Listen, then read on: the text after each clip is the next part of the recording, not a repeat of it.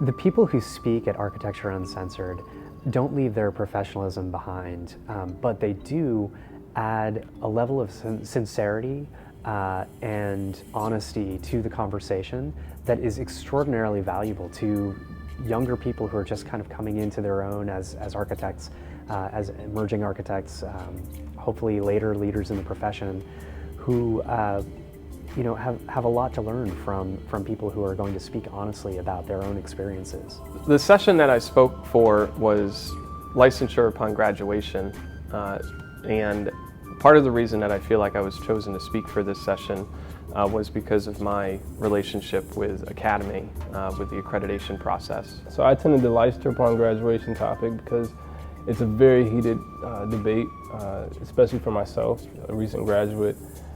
Being able to connect with my peers and people who actually establish the rules, it's very important for me to understand what's going on, and being able to attend an event like that was really crucial in my development.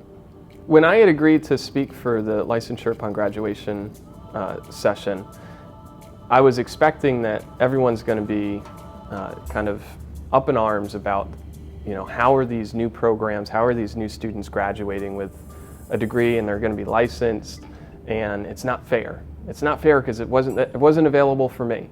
And that was part of the debate. That happened, but there was also this other part of the debate that really kind of turned the table on, which was about probably half the audience that had graduated with a Bachelor's of Science, Bachelor's of Arts in Architecture with a 4-year degree, and were kind of stuck in this hole and were not able to get licensed because they didn't have enough experience, because they didn't go back to grad school, and opened up this whole nother issue as far as the debate went on when licensure was appropriate, not necessarily at graduation, as the new programs are finding out currently.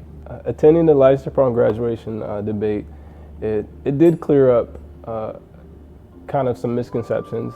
It allowed me to open my mind to certain topics, especially getting your license upon graduation. I was against it, but being able to understand the type of individual that would go through that process and understanding what they have to go through, it allows me to kind of to have more of an appreciation for doing something like that and to accept it.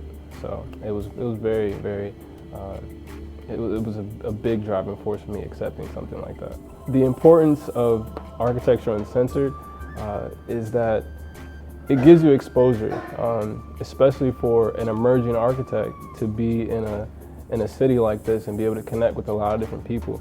It allows you to develop an understanding, to get a good foundation for the things that we do on an everyday basis. So it really exposes you to a lot of different topics and people. I think one of the biggest issues that our generation, my generation in particular, in the kind of 8 to 10 years of licensure, or 8 to 10 years of practice in being a licensed architect, that one of the biggest issues that we face is actually the numbers of us. There's a huge demand for us right now, as we've come out of the recession, for this middle management position.